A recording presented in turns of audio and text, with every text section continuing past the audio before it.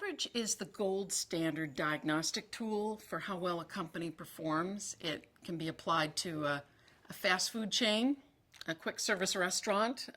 Last year there was a barbecue restaurant chain in Texas that was honored as a national role model company, to a research operation that's a not-for-profit. The Veterans Administration Research Cooperative Center was honored a few years ago, where they do very technical research.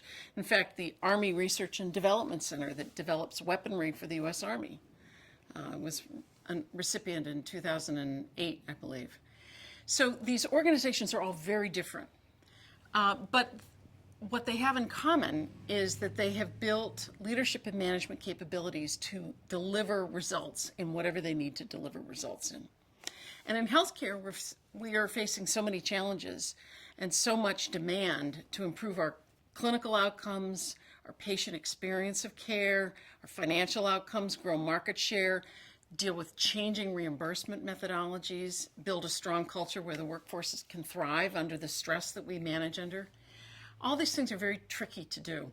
So healthcare organizations, senior leaders in our industry, are looking at Baldrige saying, can this help me?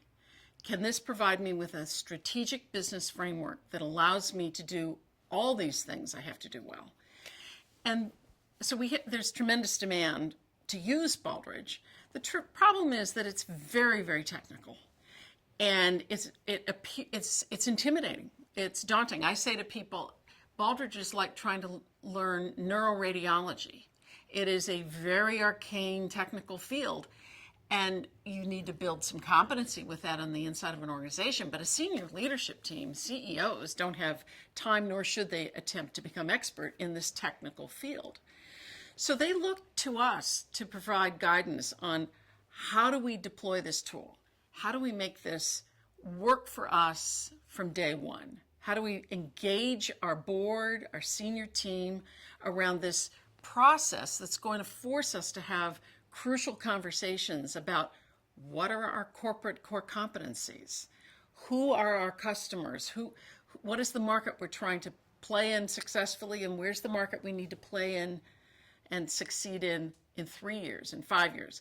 And how do we make those, what I call the strategic fundamental decisions only senior leaders can make, which are prompted by the questions in the Baldrige criteria. The Baldrige criteria are nothing more than questions.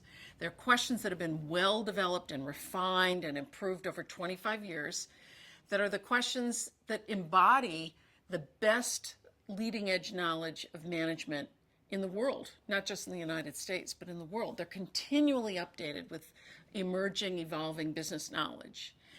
And you use that tool to help senior leaders make decisions, identify priorities, and create discipline around what do they have to build and how do we have to grow into the future. So we help them make those decisions. We help them chart that course of how do we use this tool, what are the decisions and strategic conversations we need to have to effectively mature our organization and go from a job shop of doctors and nurses working very, very hard without any kind of processes or structures to a high-performing, well-designed, hardwired environment where we can standardize and remove excess work, and where we can remove variation in practices, and where we can create safety for our patients and for the workforce. So there's a lot of work to be done there.